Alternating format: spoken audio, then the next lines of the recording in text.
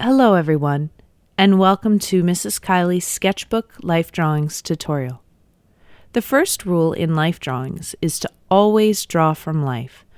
Avoid drawing from a picture or your imagination because it is faulty and unreliable. To start your drawing, lightly sketch the basic geometric shapes of your subject matter. Subject matter is a term for the person or thing that you are drawing or painting. It could be small or as big as a landscape. Doing this light sketch is a really great idea and shouldn't be skipped, because if you do this, it will help you create a good composition.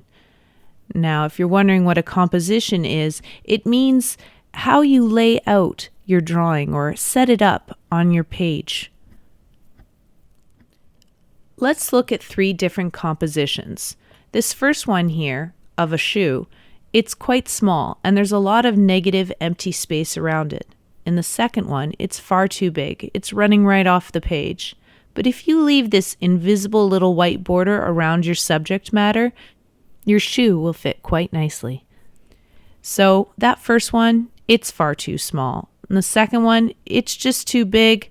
But this one here, where you have some visual space around the outside of your shoe, well, it's just right. So once again, if you leave some visual space between the edges of the subject matter and the edges of the page, you'll have a much more pleasing composition. Now that your initial sketch and composition have been figured out, you can clean up your sketchy lines by doing a contour outline drawing over top of your first drawing and clean up the messy lines that you might have made. This is a really good idea, and as you're doing this, try to compare and contrast one line to another as if there was an invisible grid overlaying your subject matter.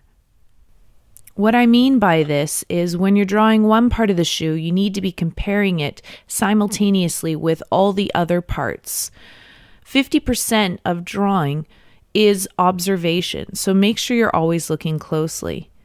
The next rule is to focus on shading and value and all those details. So this is the final step where you're looking at the highlights, the midtones, the cast shadows, and the core shadows. So really looking at the level of lighting on your subject matter.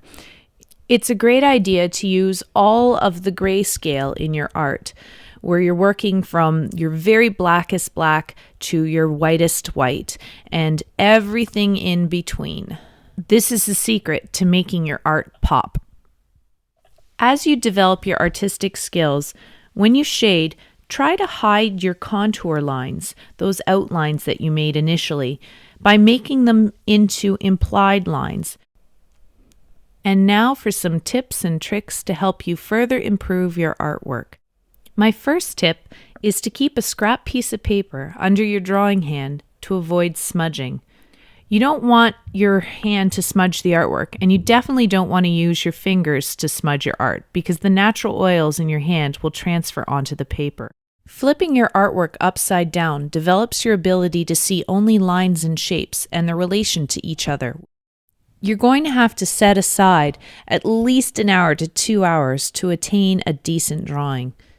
Another good tip is to hide your pencil strokes by carefully layering the graphite.